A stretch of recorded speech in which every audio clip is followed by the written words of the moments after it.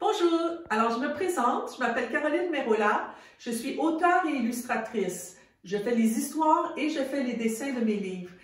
Vous êtes dans mon atelier présentement où je travaille. Tout à l'heure, je pourrais vous montrer les dessins que j'ai faits d'un de mes derniers livres. Mais là, j'aimerais vous lire l'histoire de la petite bestiole qui a été publiée à la courte échelle il y a quelques mois. Vous allez voir, la petite bestiole, c'est une petite bébite un petit peu bizarre, mais vraiment sympathique.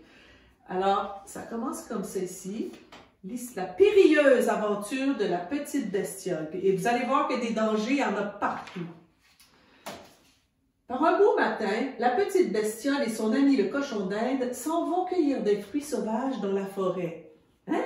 Mais non, ça c'est la petite bestiole qui parle. On ne va pas cueillir des fruits, on se construit une cabane. Les deux amis ont bien travaillé et décident de se reposer un peu. Ils déposent leurs outils et partent chercher des fruits. Mais c'est quoi cette histoire-là? C'est pas vrai, il faut regarder ce qu'il y a sur les dessins. Tu as faim, toi? Non, pas vraiment, ça c'est son ami le cochon d'Inde. J'ai un petit creux, mais ça peut attendre. Tu es d'accord pour qu'on continue la cabane?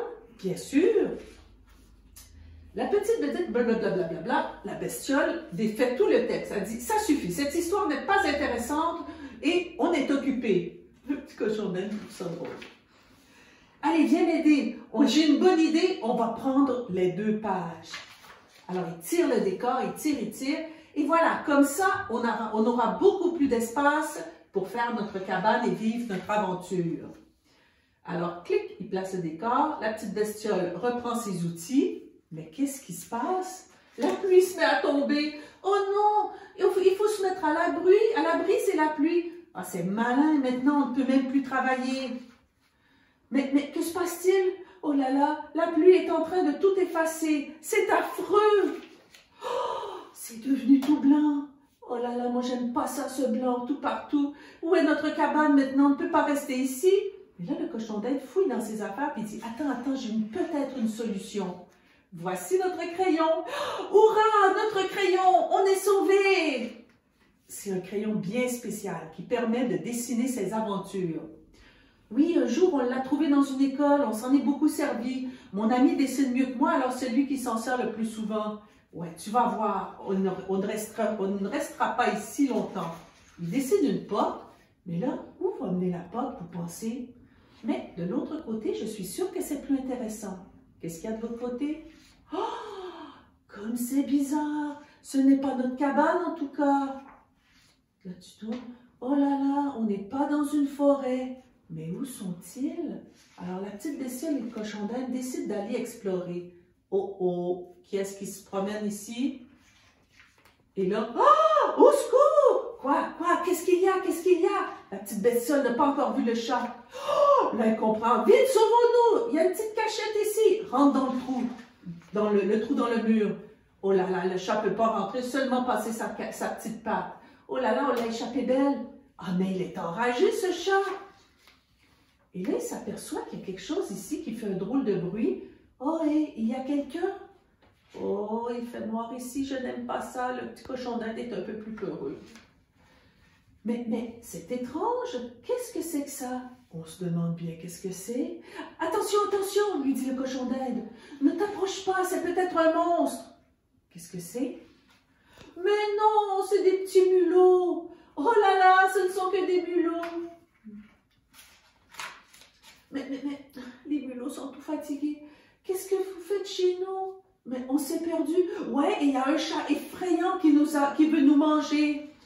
Ah oui, je connais ce chat. Vous ne pouvez pas rester, vous ne pourrez plus sortir. Il va surveiller la sortie. Et regardez, on le voit même à travers la page. Le voyez-vous un petit peu à travers la page? Alors, la petite bestiole dit, on va passer par le pli. Comme ça, le chat ne nous trouvera pas.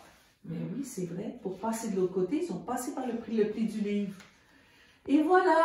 Ah, mais ici, on voit juste un bout de sa queue. Ouh, ça me donne une bonne idée.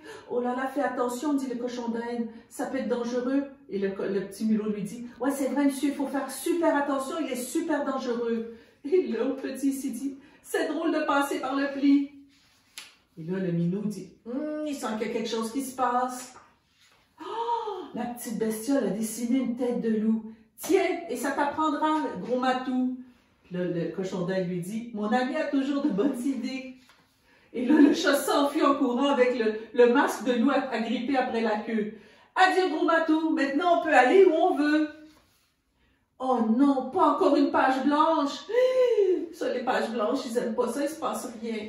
Là, tu tournes. Tiens, voilà, je sais comment nous sortir de là. C'est lui qui écrit l'histoire. La bestiole et le cochon d'Inde retournent dans la forêt terminer leur cabane. Oh, le petit mulot se demande, je me demande si on a bien fait de les suivre. L'autre petit lui dit, est-ce que je peux retourner dans le pli? Et l'autre lui dit, moi je suis très fatigué. Et là, mais oui, ils ont réussi, ça marche. Ils sont de retour dans la forêt. Voici notre belle cabane, dit la petite bestiole. Et mon marteau qui est toujours là, hurrah! De retour dans la forêt, la petite bestiole et le cochon d'Inde décident de... Ah, ils ont barré la ligne, ça dit, décident de finir leur cabane. Désormais, nous écrirons nous-mêmes notre histoire. Oh, regarde, les petits mulots nous ont donné un biscuit. Alors, ils séparent le biscuit, puis, c'est bon. Le petit cochon d'Inde se demande, mais où sont passés les mulots? Ils étaient très gentils. Puis la bestiole lui dit, ils ne doivent pas être très loin. Ben, regardez bien, quand vous tournez la page, oh, ils sont rendus là, sous la couverture. On ouvre. Hé, refermez, il fait froid.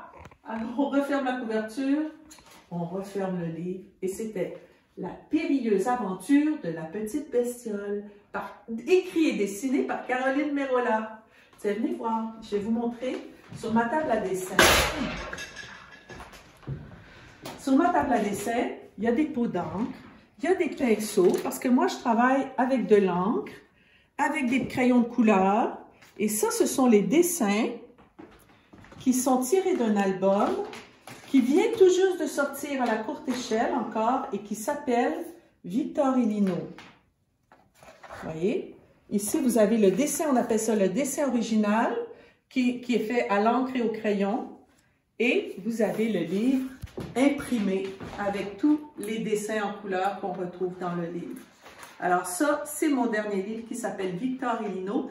Et vous allez sûrement le trouver à la librairie Vénus, à Rimouski, que je remercie d'ailleurs pour cette belle invitation à vous faire une petite lecture.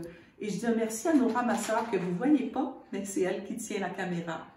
Au revoir, passez de belles fêtes et faites de belles lectures.